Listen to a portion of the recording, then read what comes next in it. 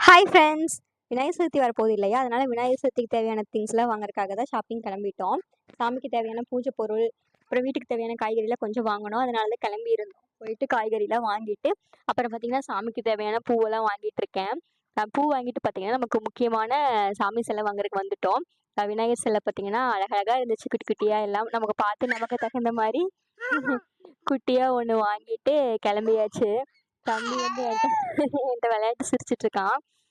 குட்டியா ஒரு விநாயகர் சிலை வந்து பார்த்தீங்கன்னா, வாங்கிட்டு கிளம்பியாச்சு. வர வழியில பார்த்தீங்கன்னா, எருக்கலாம் பூ இருந்துச்சு. இது சாமிக்கு ரொம்ப உகந்தது இல்லையா? அதனால எருக்கலாம் பூவும் மாமா வந்து பொரிச்சு குடுத்துட்டுருக்காங்க.